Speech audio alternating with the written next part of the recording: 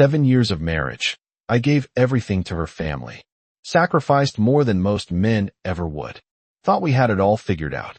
Then one Tuesday night, I stayed late at the office and saw something through a half-open door that shattered my world. I didn't make a scene. What I did next was so much worse.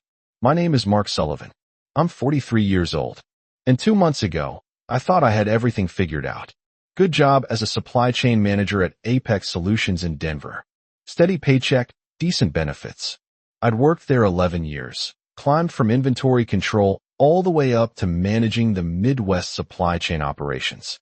I met Laura Hayes at a company mixer 8 years back. She was 30, recently divorced, working as an administrative coordinator in the executive offices. Blonde, sharp green eyes, smile that could warm you up or cut you down depending on the day. She had a 9-year-old son, Dylan, from her first marriage. The ex had bailed to California years before. Sent child support, but nothing else. We started as friends. Coffee in the break room. Casual conversations about work and life. 6 months later, we were dating. A year after that, I proposed at a vineyard outside the city. She said yes, and I thought I'd finally gotten it right. Dylan was 11 when we got married. Quiet kid, always on his phone or gaming. I tried with him, showed up to basketball games, helped with homework, taught him practical stuff like changing tires and checking oil, but there was always a wall between us. He was polite enough, never disrespectful, just distant. Like I was a roommate he tolerated instead of a stepfather he accepted. Laura would make excuses. He's been through a lot. She'd say, give him time. So I gave him time. 7 years of it. The wall never came down. Laura and I fell into a rhythm. We both worked at Apex Solutions, though in different buildings. I was in operations. She worked in corporate about a 4 mile away. We'd carpool sometimes, meet for lunch, talk about our days over dinner. From the outside, probably looked like we had it together. 2 years ago, Laura got promoted to executive assistant for David Price, the VP of operations. He was one of those corporate types, expensive suits, always talking about synergy and paradigm shifts. Been with the company over 20 years. Laura said the job was demanding that David expected a lot. I believed her. That's the thing about trust. Once you give it, really give it, you don't go looking for reasons to take it back. You assume the person you love is who they say they are. The late nights started creeping in. The way she'd angle her phone away when texting, the distance in her eyes when I'd reach for her hand. I told myself it was work stress that she was adjusting to the new position. I was wrong. And by the time I figured it out, everything I thought I knew was already gone. It happened on a Tuesday in late April. I remember because we just finished the quarterly inventory audit and I was wrapping up the reports. The office was mostly empty by 6 o'clock. Just a few stragglers finishing up their work, the cleaning crew starting their rounds. Laura had texted me around 5 saying she'd be working late with David on a presentation for the board meeting. Nothing unusual. She'd been doing that more often lately. I told her I'd probably stay late, too. Knock out some paperwork while the office was quiet. By 7:30, I was done. Saved the files, shut down my computer, stretched my back. The fluorescent lights hummed overhead in that way that makes everything feel slightly off after hours. I grabbed my jacket and headed toward the exit. That's when I passed David Price's office. The door was closed, but the blinds were tilted just enough that you could see through the gaps if you were walking by at the right angle. And I was at exactly the right angle. Laura was perched on the edge of his desk, legs crossed, laughing at something. His hand rested on her knee. Her hand touched his shoulder. They were close. Too close. The kind of close that doesn't happen between a boss and his assistant. Unless something else is going on. Then she leaned in and kissed him. Not a quick peck. Not something you could explain away. A real kiss, the kind that made my stomach drop through the floor. He kissed her back, his hands sliding from her knee to her waist. Her fingers moved to his collar, casual and familiar, like she'd done AH 100 times before. I stood there frozen, my pulse hammered to my ears. My breath caught somewhere between my lungs and my throat. Part of me wanted to kick that door open, flip his desk, make him answer for what he was doing, but I didn't move. Instead, I pulled out my phone and took a picture. Just one. The angle was clear enough. Her face lit by the glow of his computer monitor. His eyes closed, her hand on his chest. No room for misinterpretation. I backed away slowly, quiet as I could. Walked back to my desk like I was on autopilot. Sat down, stared at the screen without seeing anything. The picture of Laura and me from our anniversary sat in its frame beside my keyboard. She was wearing that red scarf she loved. I was grinning like I'd won the lottery. Now that smile felt like the punchline to a joke I didn't get. I didn't tell anyone. Didn't make a scene. Just grabbed my things, stuffed that picture frame in my bag, and walked out. The elevator doors closed behind me, and it felt like they were sealing off a chapter of my life I hadn't planned on ending. Outside, the parking lot was quiet. I made it to my truck, slid behind the wheel, and just sat there gripping the steering wheel with both hands. My reflection in the rearview mirror looked like someone I didn't recognize. By the time I started the engine, my mind was clear. I wasn't confused. I'd seen what I saw. There wasn't any mystery left, just a decision. I'm not staying. I didn't go home right away. I drove to Chris Jenkins's apartment on the east side of town. Chris had been my best friend since college. The kind of guy who knew when to talk and when to just hand you a beer and shut up. He opened the door at almost 10 o'clock, took one look at my face, and stepped aside without a word, grabbed 2 bottles from his fridge, and sat down across from me in his worn-out recliner. "You look like hell," Chris said, his voice even and calm. "Laura's been cheating on me," I said. The words came out flat, emotionless with David Price. I saw them tonight in his office. Chris didn't flinch, didn't act surprised. He just nodded slowly, took a drink, and leaned back. "You sure?" I pulled out my phone and showed him the photo. He studied it for a long moment, then handed the phone back. "What are you going to do?" he asked. "Leave," I said. "Tonight. I'm not going back to that house. You need a place to crash. You got one here," Chris said without hesitation. "Stay as long as you need." I spent the night on his couch, barely slept, just stared at the ceiling, replaying everything. The late nights, the distance, the way she'd look right through me, sometimes like I wasn't even there. All the pieces I'd ignored because I wanted to believe we were fine. By morning, I knew exactly what I had to do. I wasn't going to yell, wasn't going to beg for answers. I was going to walk away clean and let the consequences land where they belonged. Around noon, I drove back to the house. Laura's car was gone. Good. I didn't want to see her. Didn't want to hear whatever story she'd spin. I went inside, grabbed a duffel bag from the closet, and started packing. Clothes, toiletries, my laptop, important documents. I moved through the rooms, methodically, taking only what was mine. There was a photo on the dresser from a trip we took to Lake Dillon 2 years ago. Laura was wearing sunglasses and smiling. I was standing beside her, looking happy. I picked it up, stared at it for a second, then set it face down. In the kitchen, I opened the drawer where we kept notepads and pens. I wrote one sentence on a piece of paper. "Don't contact me." I didn't sign it. Didn't write her name. Just left a note on the kitchen table beside my wedding ring. I'd already taken the ring off in the truck the night before. It sat there now, a small circle of gold that didn't mean anything anymore. I stood there for a moment, hands resting on the table edge, looking around at the life we'd built. Her jacket on the chair, the grocery list on the fridge, the coffee maker we bought together 3 years ago. None of it felt like mine anymore. I picked up my bag, walked out the front door, and didn't look back. I called Michael Vance first thing the next morning. He was a divorce attorney I'd heard about through a buddy at work who'd gone through a split a few years back. His office was downtown, small but professional. When I told him I needed to file for divorce, his voice didn't change one bit. "Come in at 2, Michael said. "Bring your ID and any financial documents you have."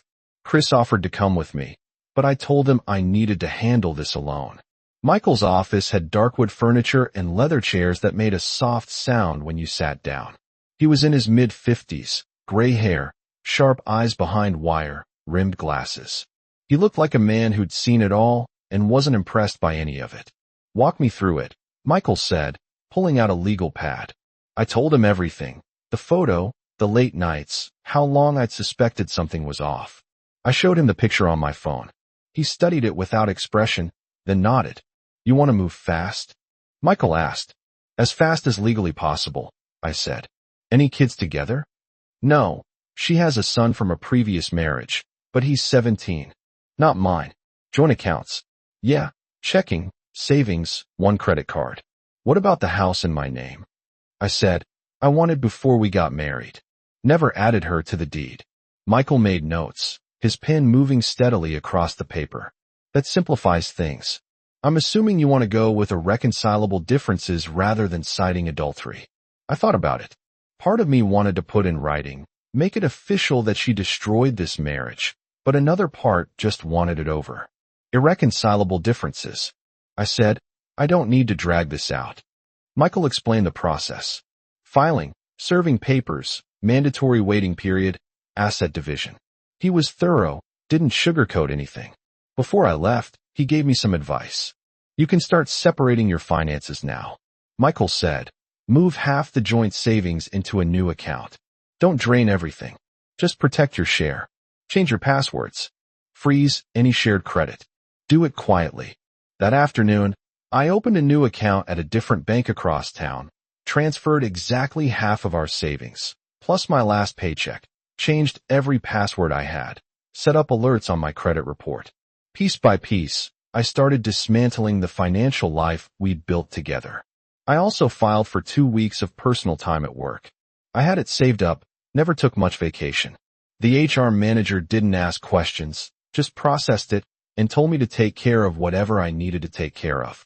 By the time Laura realized what was happening, I'd already be gone, and that's exactly how I wanted it. Laura must have walked through that door and seen the note immediately. I wasn't there to witness it, but I could picture it clear as day.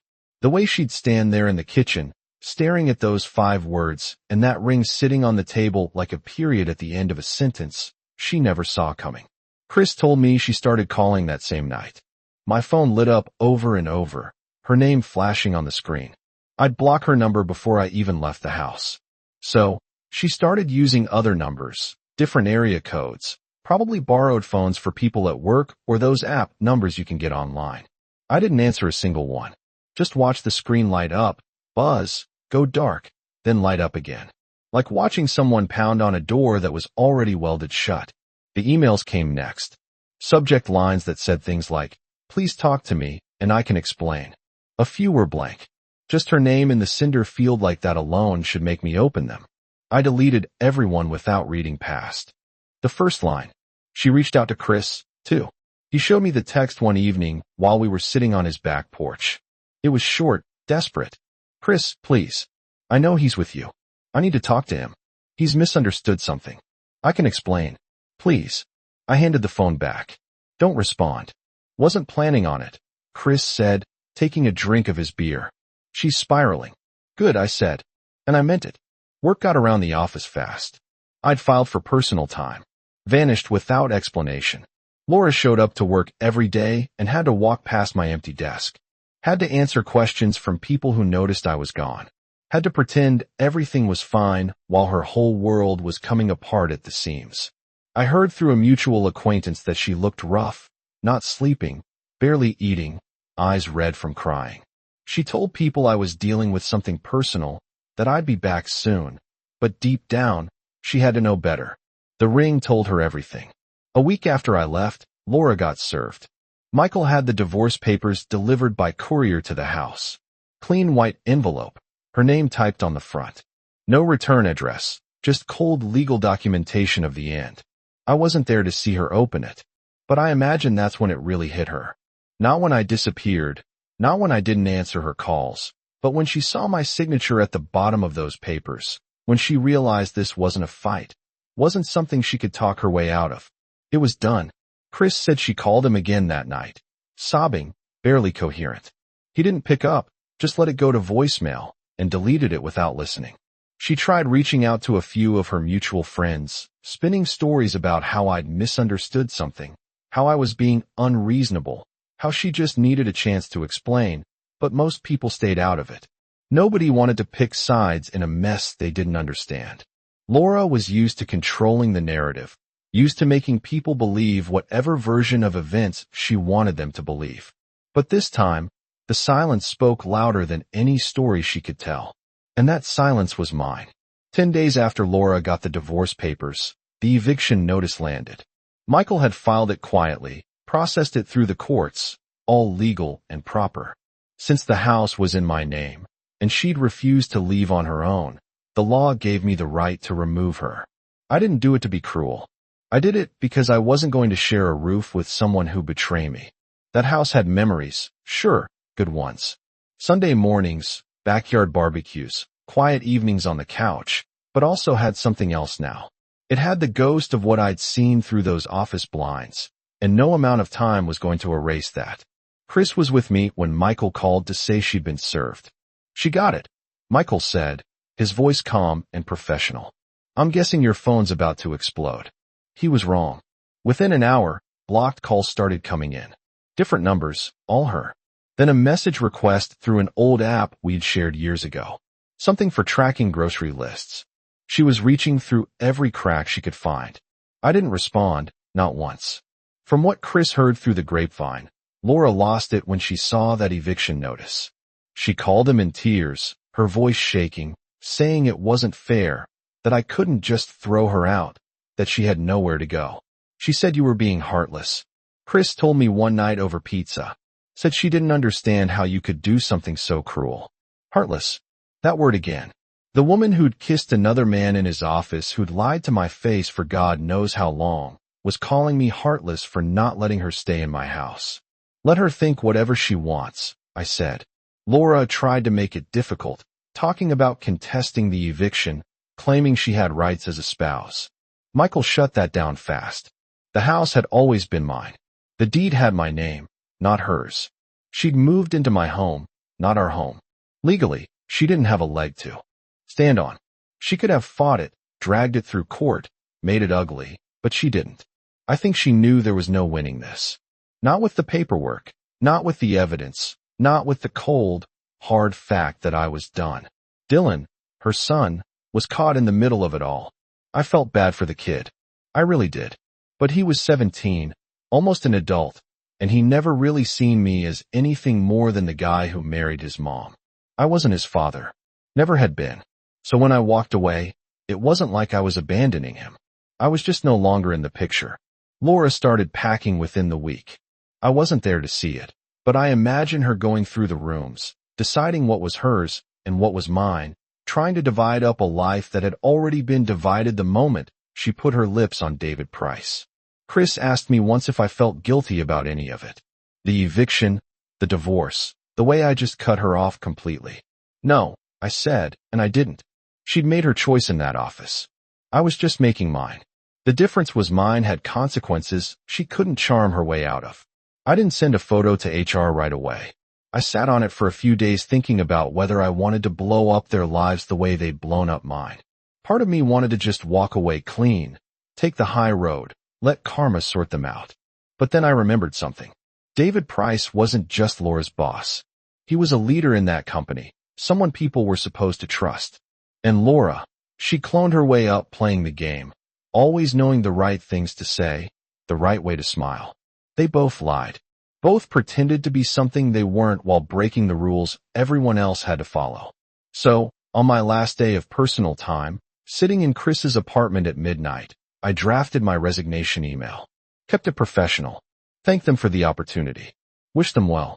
Standard corporate goodbye. Then I attached the photo. I didn't write an explanation. Didn't need to. The image said everything. Laura on David's desk, his hand on her waist, her hand on his chest. Caught in a moment they thought was private.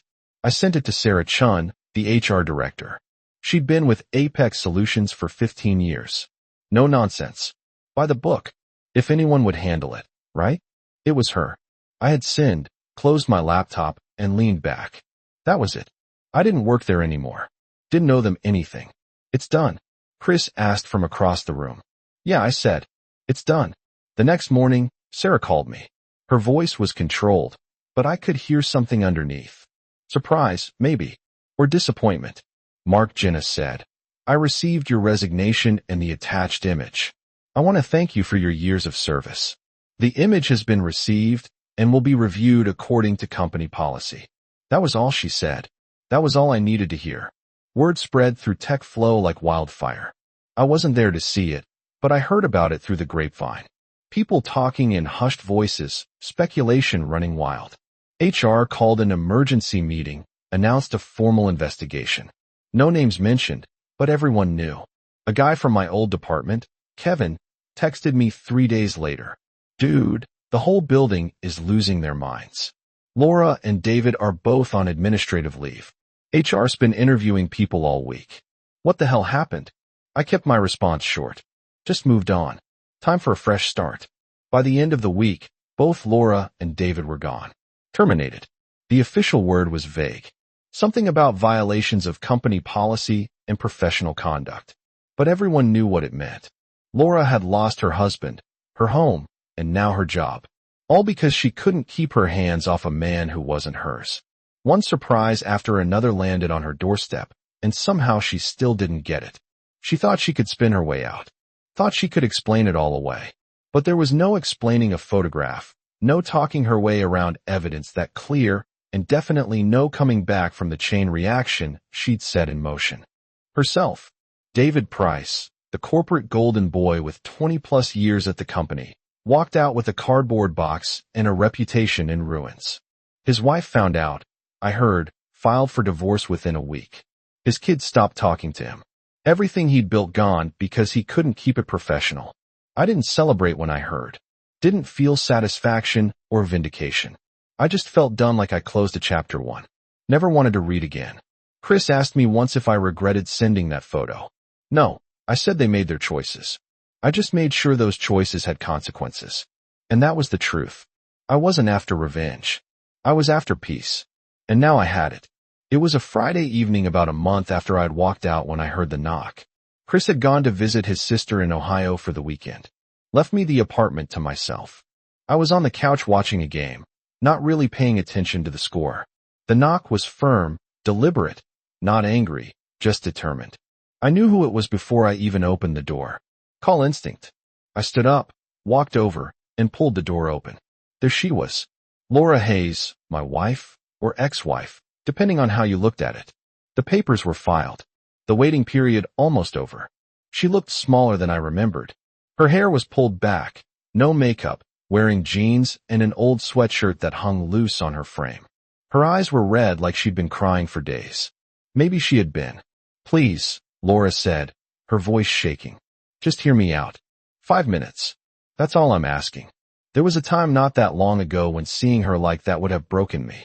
When I would have pulled her inside, held her, told her we'd figure it out. That's who I used to be. The guy who fixed things, who forgave, who believed people deserve second chances.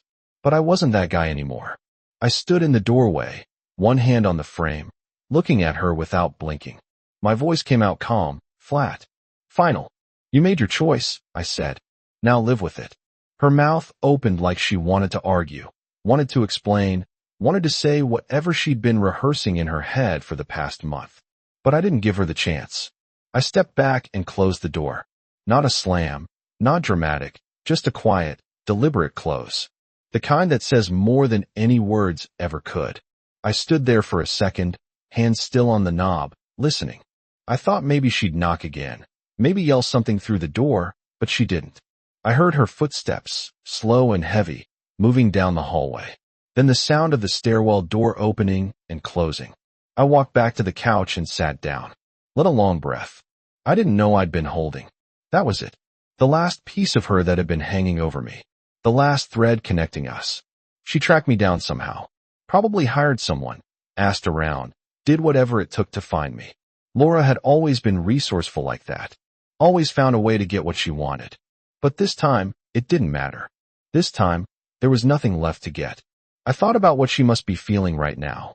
Walking back to her car, replaying those 8 words over and over.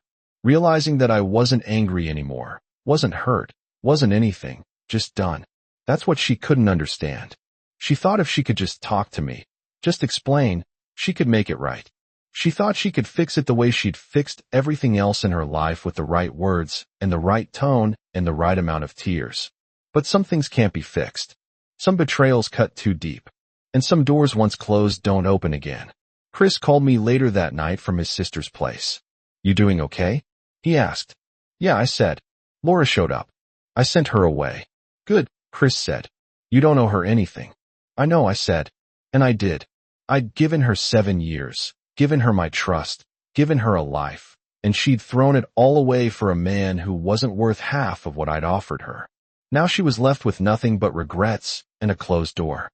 And I was left with something I hadn't felt in years. Freedom. 2 weeks after Laura showed up at Chris's door, something unexpected happened. I got a call from Dylan, her son, my stepson. Technically, though that word never quite fit. Mark, Dylan's voice said, hesitant and quiet. Can we talk? We met at a coffee shop downtown. Neutral territory. He was 17 now. Looked older than I remembered. Taller, sharper features, less of the kid I tried to connect with for 7 years. I know what happened, Dylan said once we sat down. He stirred his coffee without drinking it. Between you and my mom, I knew before. I saw them together once, like 6 months ago at the house when you were working late. I didn't know what to do, so I just didn't say anything. The words hit me harder than I expected. This kid had carried that weight for half a year. Watching his mother lie to me knowing what she was doing. That wasn't your burden to carry. I said, you were just trying to survive in a bad situation. I should have told you.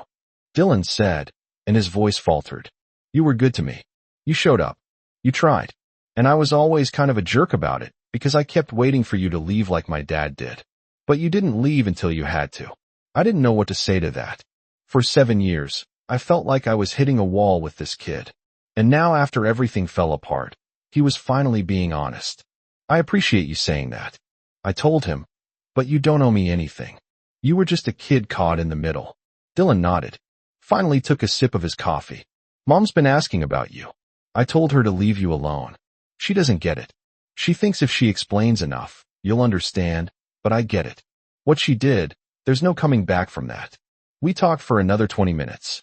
He told me he was planning to go to community college in the fall, maybe study engineering. Asked if I'd be willing to write him a recommendation letter for a scholarship. I told him I would. When we left, he shook my hand. Firm grip looked me in the eye. Thanks for trying, he said. I know I didn't make it easy. Take care of yourself, Dylan. I said that conversation shifted something in me. Closed the door I didn't even know was still open. Meanwhile, Chris and I have been talking about an idea we'd kicked around since college, starting our own consulting firm, operations and logistics, consulting for small to mid-sized companies. Nothing flashy, just good work at fair prices. We spent evenings mapping it out, business plan, potential clients, startup costs. Chris had some money saved. I had my severance from Apex Solutions and half the savings Laura and I had built. We pulled resources and filed the LLC paperwork. By the end of the month, Jenkins Sullivan Consulting was official. We worked out of Chris's garage at first, 2 laptops on a folding table, whiteboards propped against the walls. Within 3 weeks, we had our first client, a manufacturing company in Boulder that needed help streamlining their supply chain. The work was good, honest, something I'd built with my own hands and my own decisions.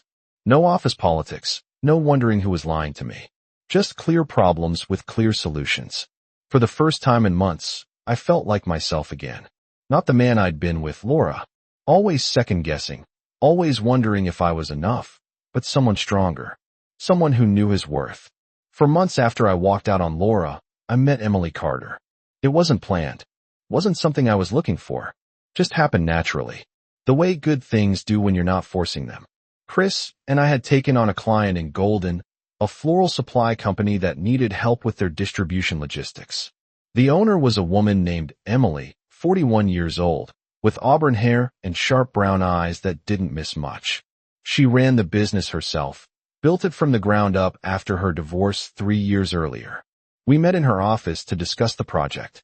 She was direct, asked good questions, didn't waste time. I appreciated that. By the end of the meeting, we had a plan in place. You want to grab lunch? Emily asked as we were packing up.